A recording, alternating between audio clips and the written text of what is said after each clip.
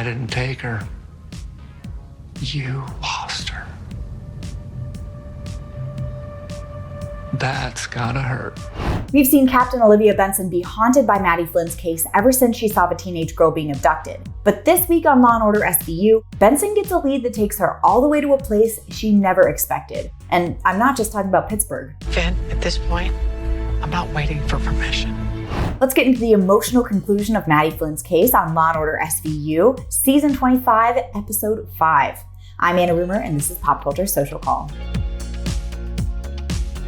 Like I said, Benson has been haunted by Maddie's disappearance all season. She's beating herself up for not following her gut and following that van in the season premiere. We last left off knowing that a man named George had abducted Maddie when Benson found another victim he left behind drugged in a body bag, but we'd kind of lost the plot from there. Things pick back up when a kid passes a man on a train a note that says, "Call NYPD," and it ends up with the SVU days later. Ugh. Benson's obsession pays off here though, because while her colleagues initially think the kid in the photo they have is another missing boy, she recognizes who it is straight away. This could be Maddie.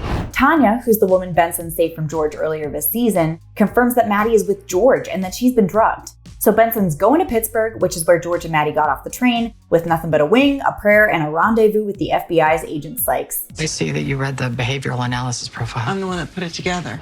Tracking down George using the number they get from the guy who was handed the note from Maddie, it doesn't take long before they take down the trafficker. The only problem? Maddie's not with him. You sold her?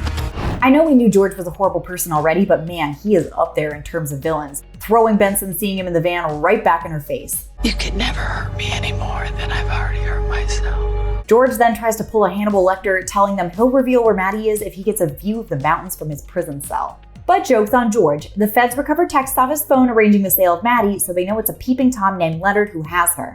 That's gotta hurt. Tracking down Leonard, 𝐒𝐿𝐒 reveals that her sister went missing as a kid and that no one ever really found out what happened to her. I don't feel her in the world anymore. Now that feels like it's going to be relevant later this season. But for now, Benson finds Leonard's place and finds Maddie before chasing Leonard down like a badass in the woods and bringing him to justice. Maddie is reunited with her family, Leonard confesses, George is probably going to rot in jail too. What a win for the SVU! Now that Maddie's safe and home, I'm curious how this case is going to affect Benson moving forward. I feel like there could be a chance for introspection here, compass necklace, but Benson could also just dive into her new partnership with the FBI because 𝐒𝐿𝐒 is going to embed herself in the SVU, giving our crew access to all sorts of cases and resources they've never had before. Oh, I like the sound of that. The work never ends, but Maddie is home and safe at least. What did you think of the conclusion of Maddie's case? Let me know in the comments, like and subscribe while you're there, and head over to popculture.com for the latest in entertainment news. Until next time, I'm Anna Rumor, and this is Pop Culture Social Call.